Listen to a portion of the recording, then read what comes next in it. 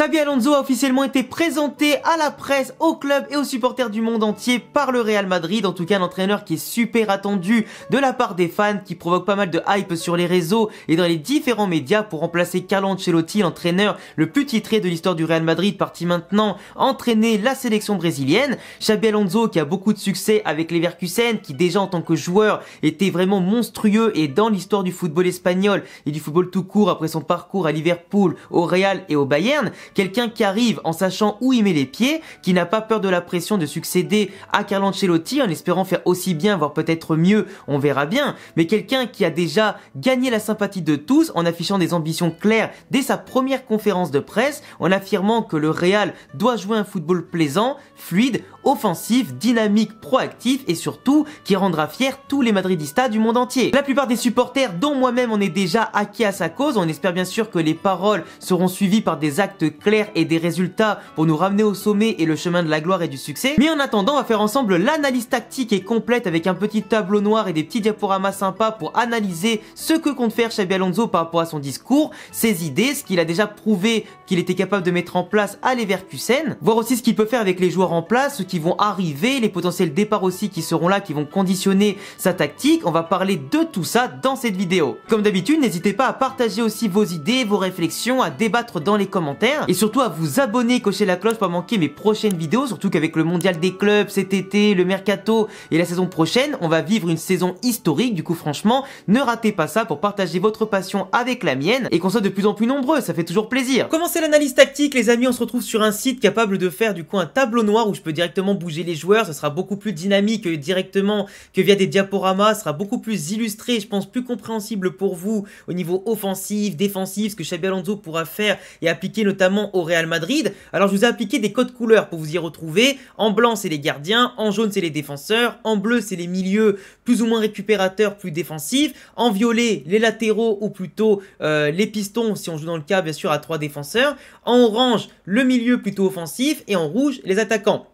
J'ai repris évidemment l'effectif avec les joueurs qui sont en place, ceux qui vont jouer le mondial des clubs, ceux qui sont pour l'instant pas encore partis, donc forcément j'ai enlevé Modric, j'ai enlevé Vasquez, parce que là c'est plutôt l'effectif qui concernera l'équipe qui sera après le mondial des clubs, donc pour la saison prochaine.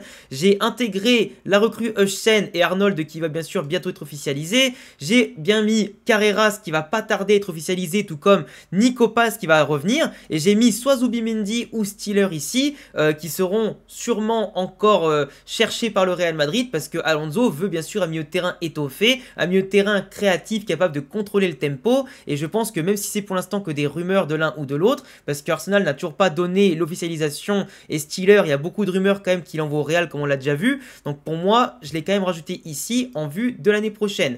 Déjà ce qui va être important de noter, c'est que pour moi le 3-5-2 ou du moins le 3-4-1-2 que j'affiche ici, c'est pas la compo qu'on aura au mondial des clubs, parce qu'Alonso vient à peine d'arriver, t'as des joueurs blessés, t'as des joueurs laissés au repos avec du coup quelques blessures, t'as certains qui vont partir en sélection avec la Ligue des Nations et aux 4 coins du monde, donc forcément Alonso les aura pas sous ses ordres à l'entraînement pendant trop longtemps, ni pour les recrues non plus, comme Carreras, Alexander Arnold et potentiellement Nico Paz, tout ça. Donc travailler un nouveau schéma tactique pour une compétition que Pérez veut absolument gagner parce qu'il veut que le Real Madrid soit les premiers à remporter la nouvelle compète de la FIFA, récupérer aussi plus de 150 millions d'euros pour amortir déjà un peu le mercato et le fait qu'il n'y aura pas de préparation estivale à l'étranger, aux États-Unis, en Asie, etc. Donc il y a beaucoup de manque à gagner évidemment, et d'argent à récupérer pour pourquoi pas réinvestir encore sur certains postes, comme par exemple un attaquant type Rossellou comme j'ai mis ici, où j'ai pas donné de nom évidemment, entre un Boudimir, un Mouriki, peut-être je sais pas moi, un Isaac, ça serait pas mal mais ça arrivera pas, mais ça serait plutôt pas mal, ou pourquoi pas un Patrick Schick, ce qui pourrait être cool, mais en tout cas on a déjà de quoi faire, et sachant qu'on va se focaliser sur le discours qu'Alonso a donné avec les intentions de jeu aussi qu'on lui connaît de Leverkusen, sachant qu'il ne pourra pas, comme il a dit lui-même, appliquer tout ce qu'il a fait à Leverkusen ici. Il y a des types de football qui fonctionnent avec certains profils, certaines cultures, certains championnats, certaines conditions, et forcément le Real et Leverkusen, c'est différent en termes de talent, de profil, d'équipe, de championnat, de stature, d'ambition, de pression, et simplement aussi d'ego à gérer. Ça va être pas facile en tout cas pour Alonso de mettre en sorte que tous les égos tournent vers le collectif avec les bonnes en tout cas mentalités, en laissant les individualités de côté, leurs ambitions personnelles, etc. Mais comme il l'a dit, si on veut remporter des choses et battre le Barça de Hansi Flick et pourquoi pas avoir une chance en Ligue des Champions devant les Inter Milan, les Liverpool, les Bayern, les PSG, etc. Ça passera par que tout le monde fasse tous les efforts et que on fasse jouer les talents au bon poste, qu'on exploite le talent de chacun à leur maximum et qu'on les fasse progresser avec du football fluide, dynamique, proactif, où tout le monde va jouer pour tout le monde en étant intelligent et surtout dépassant sa fonction un maximum. Donc là, on met en place un 3-4-1-2 qui je pense sera mis en place, peut-être encore plus conforté si Konaté ou Saliba venaient à être signés par le Real Madrid. On ne sait pas dans quel état seront Militao et Alaba exactement, ou s'ils seront conservés, mais en attendant ils sont là. Fran Garcia, Mendy, pareil, je ne sais pas s'ils seront conservés, mais dans tous les cas, ça va être très dur de s'en débarrasser. Donc pour l'instant, je les ai laissés ici, et après tout le reste, vous le voyez, vous les connaissez tous. Donc pour moi, aujourd'hui, ce qui est clair et net, c'est qu'Alonso, c'est quelqu'un qui aura beaucoup de pouvoir au Real Madrid. Beaucoup de pression aussi sur les joueurs, qui pourra en tout cas avoir cette main ferme et qui dégagera le moindre fainéant ou le mec qui fera pas les efforts. S'il demande des joueurs à chaque ligne à conserver un maximum de joueurs, sachant qu'on lui a pas fait le cadeau de lui laisser Modric pour avoir cette expérience sur en dehors du terrain, quelqu'un de confiance qui pourra en tout cas encore plus faire valider ses discours au sein du vestiaire, pour moi, aujourd'hui, tu vas avoir cette situation où la concurrence fera son taf dans le cas où tu auras plus de méritocratie qu'avec Ancelotti. Et pour moi, quand on parle aussi de confiance et d'expérience, et peut-être que ça vous a fait tiquer quand vous êtes arrivé sur la vidéo, c'est Carvajal. Pour moi, Carvajal, pourquoi je l'ai mis dans la défense à 3? C'est parce que quand tu arrives dans un club comme ça, où tu as besoin d'expérience, de quelqu'un, d'un leader qui t'a beaucoup manqué cette saison après sa blessure, qui aurait pu être hyper important dans les moments les plus faibles de la saison pour l'équipe à tous les niveaux, pour moi, Carvajal, qui n'aura peut-être plus le niveau physique d'aller déborder, de faire énormément d'allers-retours avec un bon volume de jeu, malgré que ce soit un gros travailleur, une vraie bête, en tout cas comme on le dit au Real Madrid, un vrai monstre, pour moi, il a l'expérience pour jouer autant dans l'axe qu'à droite et pour moi, avoir ce capitaine, cet exemple sur le terrain et cette polyvalence et ce monstre derrière, aux côtés de Rudiger qui vient de se faire opérer du genou, qui va faire une meilleure saison l'année prochaine que cette année où il a beaucoup forcé en étant sur la rupture et en ayant constamment mal au genou, et pour accompagner Euschen qui est certes très talentueux mais encore très jeune, ce sera à mon sens parfait. Et pour moi, c'est un peu pour Alonso une question de certitude parce qu'avoir un Saliba ou un Konaté, ce sera encore mieux, mais comme il les aura pas, je pense pas du moins, c'est quand même bien de compter sur deux vieux biscards de la veille qui pourront compléter à merveille ce qu'il y a à côté ou devant eux. Dans le sens où tu as Alexander Arnold qui va jouer plutôt piston droit, c'est pas le latéral le plus sécuritaire en défense. Par contre, dans les projections dans le couloir, dans l'apport qu'il peut avoir au milieu de terrain par sa capacité à projeter en tout cas son expérience et son jeu à l'intérieur du jeu, capable aussi bien sûr de faire beaucoup d'efforts pour revenir, etc.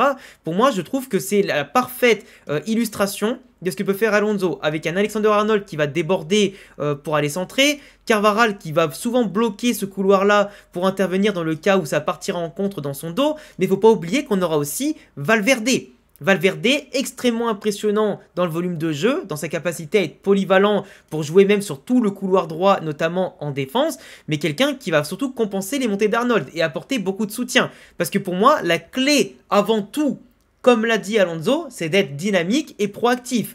Le jeu ne sera pas systématiquement figé. Et ça, c'est le plus important. Là, je parle d'un 3-4-1-2 qui, par moment, pourra très bien être une défense à 4 avec après derrière Arnold qui jouera plutôt comme un milieu de terrain pour former un 4-3-3 suivant les phases de jeu. Ça peut très bien être avec Carreras ici, Euschen qui vient couvrir, Rudiger qui se décale, Carvajal et Alexander Arnold qui se déploient. Ça peut très bien être Alexander Arnold et Carreras qui vont monter avec un Bellingham en retrait, Valverde, Tchouaméni. Et voilà, donc tu te retrouves du coup avec un 3-5-2 au lieu d'avoir un 3-4-1-2. Et en fait, c'est comme ça que Alonso va jouer. C'est-à-dire en faisant en sorte que ses joueurs soient extrêmement proactifs, c'est-à-dire qu'ils soient extrêmement intelligents dans les courses, qui vont compenser les espaces laissés par leurs collègues pour ne plus jamais qu'on ait Vinicius, Mbappé, Bellingham et Rodrigo comme on avait avant sur 10 mètres carrés. Là, l'objectif, c'est d'avoir le plus d'espace occupé possible et le plus de présence possible de manière intelligente. Et donc pour moi, en parlant d'espace intelligent, Mbappé et Vinicius, ils vont devoir prendre l'axe. Moi, j'aimerais bien quand même qu'on ait un 9 type Rossellou et pourquoi pas l'un ou l'autre positionné en retrait, mais ce ne sera pas possible. Du moins, pas à toutes les phases de jeu, pas à tous les matchs, et ça dépendra que du mercato, évidemment, et les opportunités qu'on a. Mais en tout cas, Vinicius, qui s'occupera, je pense, plus de l'axe gauche, bien que des fois, s'il fait un appel dans ce sens-là, bah, ce sera Mbappé d'aller le chercher et de permuter. Mais globalement, c'est un petit peu ce qui nous attend. Carreras, qui va souvent déborder avec Arnold de l'autre côté, pourquoi pas pour reprendre le centre ou simplement apporter cette présence ici, dans le cas où ça repartirait en compte de la part de l'adversaire, ou simplement pour manipuler le ballon, écarter et trouver la solution. Bellingham sera souvent en retrait, tout comme Valverde qui apportera la solution. Carvajal qui restera dans cette zone-là. Rudiger peut-être plus en retrait que les autres pour couvrir. Hussein qui a cette capacité de jeu long, jeu court et même de frappe qui peut être intéressante. Et Tchouaméni évidemment devant lui qui peut parfois se positionner ici suivant les phases. Ça peut être vraiment pas mal, tu vois, pour s'assurer une arrière-garde quand même compétente. Donc tu vois, offensivement parlant, on a tout ce qu'il faut. Sachant que comme je te le dis, par moment, Carreras pourra venir ici, Vinicius prend peut-être plus le couloir, Bellingham se projeter par ici, Valverde se décaler vu que Bellingham va monter, et Arnold se placer au cœur du jeu. Et on n'est pas exclu que par moment ce soit Arnold qui soit là, Valverde qui monte, ou par moment Valverde décalé, Arnold et Carvajal qui vient proposer. Là où justement, comme je le disais, tu peux avoir cette permutation, cette verticalité et cette intelligence où certains joueurs pourront compenser comme Valverde, comme Tchouaméni, et franchement, ce mélange de joueurs capables de jouer à différentes positions, c'est la clé du Real Madrid. Et c'est un petit peu la même chose que tu vois par moment à Manchester City, que tu voyais à Liverpool, que tu voyais dans certains clubs comme le Bayern, ou que tu peux voir notamment même au Paris Saint-Germain. Là, c'est Carvajal que j'ai dans les mains, mais si tu prends Achraf Hakimi, qui est systématiquement poussé ici, parfois tu avais Zaïre Emery qui venait se positionner à droite, tu avais Vitinha qui venait compenser un maximum les montées d'Hakimi, ou des fois, voilà, pareil pour Nuno Mendes de l'autre côté avec Neves et tout. Franchement, tu as toujours ce système-là où les joueurs doivent absolument être cohérents. Et pour moi, Carvajal qui assure cette expérience, cette sécurité avec Valverde dans le cas où Arnold monte, c'est parfait. Et pour moi, c'est comme ça que tu dois jouer au football. C'est pas en restant statique, c'est en étant vraiment hyper intéressant, en mouvement et toujours une solution autour du porteur du ballon. Moi, il y a un truc par contre, purement défensivement, qui peut peut-être pas forcément m'inquiéter, hein. Parce que je sais que les joueurs feront tout ce qu'il faut. Mais c'est pas exclu qu'en défense, on soit totalement à plat comme ça. Avec Carvajal, avec Alexander Arnold, Valverde, Tchouaméni et Bellingham évidemment qui pourra venir plutôt dans cette zone-là, c'est pas exclu qu'on soit comme ça, sur les phases défensives, tu vois. Peut-être même, allez, comme ça si tu veux, si on veut être un peu maniaco-maniaque, ouais, allez, tu sais quoi, je vais mettre comme ça, voilà. C'est pas exclu qu'on soit comme ça dans les phases défensives, avec vraiment cette arrière-garde-là, Carreras qui viendra coller avec Alexander Arnold, Carvajal toujours prêt à intervenir ici, ou Valverde éventuellement, mais tu vois, on sera sûrement en 5-3-2 pour la défense. Ce qui permettra derrière des relances avec directement les deux flèches qui seront positionnées ici, hein, parce que tu peux très bien prendre Valverde et envoyer une énorme patate avec même Hussein, Rudiger ou Arnold. Hein, Arnold et Carreras qui sont très très bons là-dedans pour ressortir proprement la balle, pour gagner des mètres avec, ou simplement pour changer le jeu, tu vois, ça peut être pas mal. Moi après, là où j'ai des doutes, en vrai de vrai les amis, c'est plus sur la composition exacte en fait. Parce qu'en fait, comme il a dit Xabi Alonso, après par rapport à Bellingham, c'est qu'en fait, il a parlé de faire de Bellingham un très très grand joueur. Même s'il l'est déjà en tant que joueur générationnel, il a parlé d'en faire une machine de guerre. Donc mais en parlant du milieu de terrain. Donc Bellingham qui serait positionné peut-être plus en retrait avec Valverde, un petit peu comme il était au début avec Dortmund et avec l'Angleterre, avant de venir prendre ce rôle-là de 10, quasiment 9, qui peut se projeter dans l'espace laissé vide par Vinicius et Mbappé. En plus, il peut marquer de la tête et tout, parce qu'il est quand même grand, costaud et rapide, avec une intelligence dans les appels qui est toujours très bonne à prendre dans le cas où tu as une équipe regroupée, etc., avec des bons appels dans le dos. Mais Bellingham, s'il recule pour jouer à côté de Valverde, évidemment, ça va apporter du volume, de la bonne qualité de relance, et ça peut être vraiment exceptionnel. Mais du coup, là, tu te retrouves avec potentiellement un Arda Güler titulaire. Et moi, franchement, j'aimerais bien. J'aimerais beaucoup.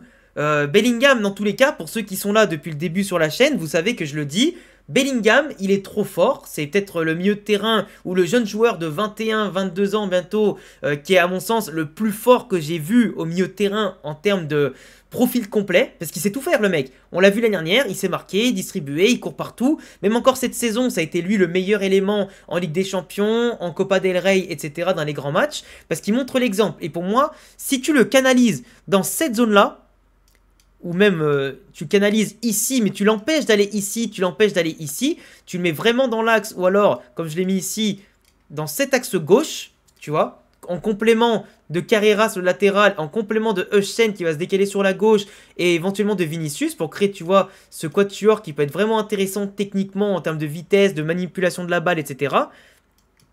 Si tu lui définis un rôle et qu'il ne court pas partout, il peut devenir générationnel. Et en plus, ça laisserait la place à Arda Güler.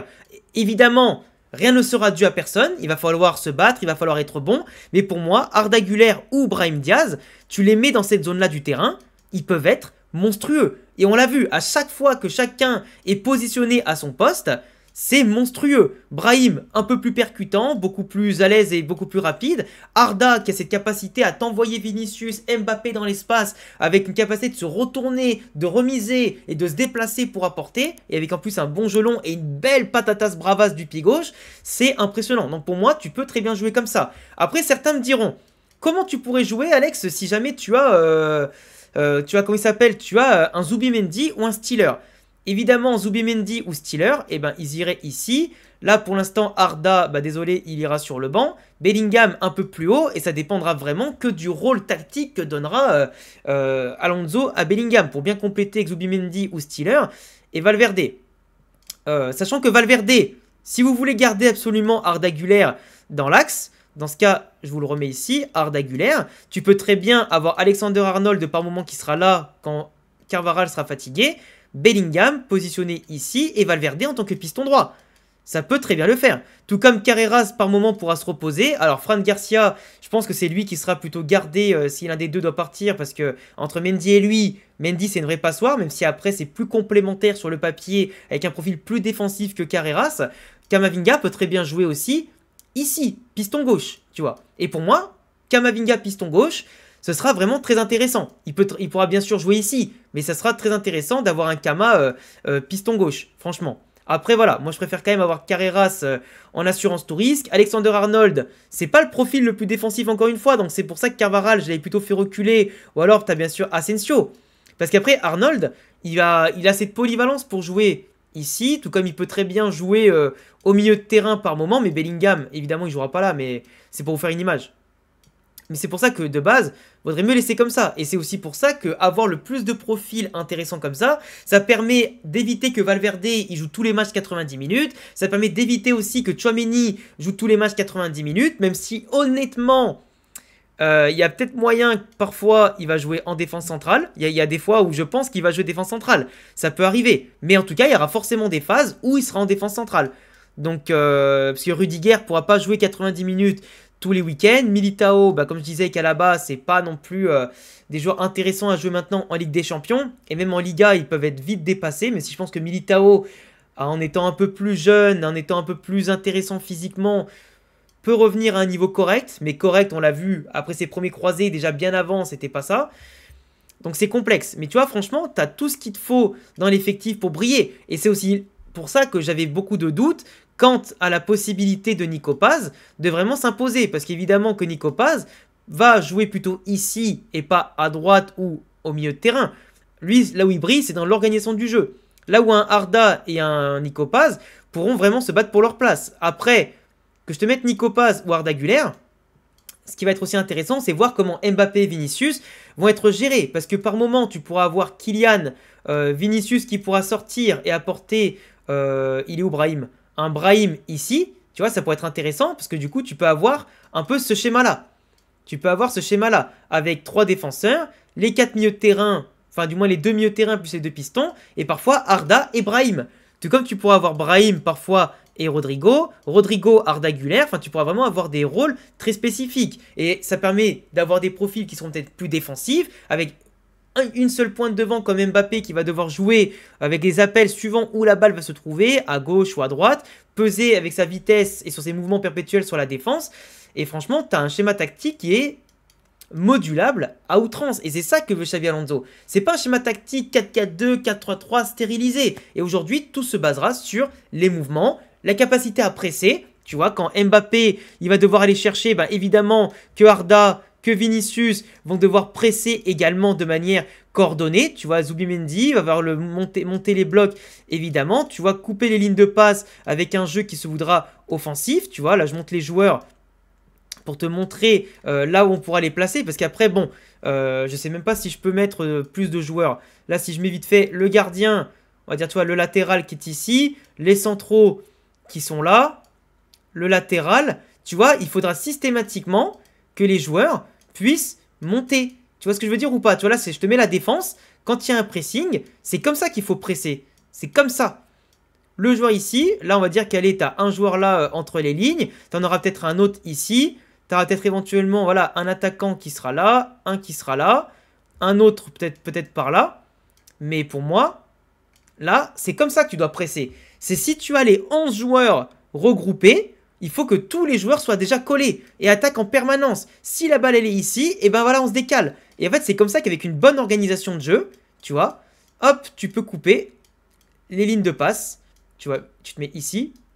Et c'est comme ça que tu fais en fait. Et aujourd'hui, le Real Madrid a besoin de progresser au niveau du pressing, sur l'aspect défensif, sur l'organisation, mais après également sur les replis. Quand je te mets la défense, voilà, regroupée ici, Arda Güler évidemment, Zubimendi, Carreras, Alexander Arnold, Vinicius, Mbappé. Nous, quand on sera contre eux, évidemment, tu vas avoir systématiquement les joueurs de l'équipe adverse qui vont vouloir foutre le sbeul sous nos lignes. Donc tu vois ici, ici, voilà, là et là. Donc là, le gardien ne va pas bouger, lui. Donc tu vois, systématiquement, c'est comme ça qu'on sera placé en défense. Avec toujours des joueurs qui seront positionnés pas loin de leur marquage. Et c'est comme ça aussi que tu te mets en place, que tu coupes les lignes. Tu vois, Zubimendi ici pour couper là. Euschen, Rudiger, Asensio. Vinicius, Mbappé qui devront mettre la pression autant là, ici, que sur les centraux. Et c'est comme ça, en fait, que tu arrives à retrouver une structure, à retrouver après une équipe en face qui va dégager ses ballons. Toi, tu resserres pour bien sûr bloquer au niveau aérien, dans les couloirs. Et tu vois, c'est ce qui nous a manqué. On a manqué de caractère, on a manqué de précision, on a manqué d'énormément d'impact. Et aujourd'hui, même nous, depuis l'arrière, on n'était même pas serein pour relancer deux passes de suite. T'avais personne qui venait demander entre les lignes, t'avais pas de schéma préférentiel. Et derrière, eh ben, on n'était pas serein parce qu'on était toujours en train de retard. T'avais toujours un mec du Real qui était dépassé, soit dans les 1 contre 1, dans la vitesse, donc forcément ça décalait les lignes avec un autre joueur qui était perdu. Et ben, une erreur en entraîne une deuxième, puis une troisième, puis une quatrième. Et c'est comme ça que par moment, même le 19e de Liga pouvait nous mettre un but beaucoup plus construit que ce que nous, on allait lui mettre, tu vois.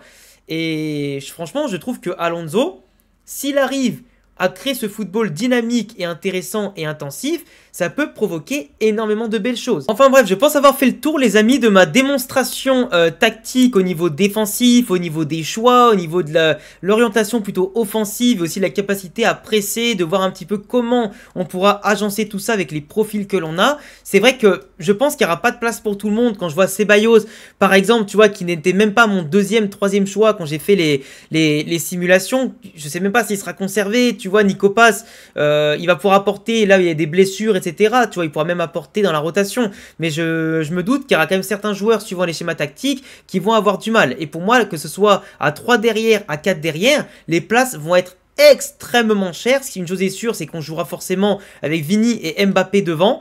Et après, ben, il n'y aura plus qu'en tout cas à trouver l'équilibre entre le milieu de terrain et surtout ce qu'on pourra apporter à tous les niveaux. Et après, ben, trouver cet équilibre aussi défensif qui sera la clé. Si on stabilise une défense, tu peux être plus serein avec des bonnes bases, avec un château de cartes qui ne va pas s'écrouler à la moindre brise pour construire les offensives et surtout ne pas avoir peur derrière à la moindre perte de balle de t'en prendre une comme avec Lucas Vazquez ou en tout cas des joueurs comme Mendy, Fran Garcia, etc. Tu vois. Enfin bref, j'espère que cette vidéo vous a plu. Ça a été ma première dans ce schéma-là. J'espère que ça vous plaira. J'essaierai évidemment de tout améliorer, de rendre ça bien meilleur, plus agréable par la suite. Et puis j'ai une seule hâte, c'est de voir ce que va donner évidemment la saison, les premiers matchs de Xabi Alonso, la première saison complète de Xabi Alonso, si les joueurs se mettront au diapason et seront à la hauteur de l'événement. Je vous souhaite à tous une excellente soirée ou une excellente journée, je sais pas à quelle heure vous matez cette vidéo. Merci à ceux qui s'abonnent, qui cochent la cloche, qui m'encouragent à faire toujours mieux pour apporter du contenu de plus en plus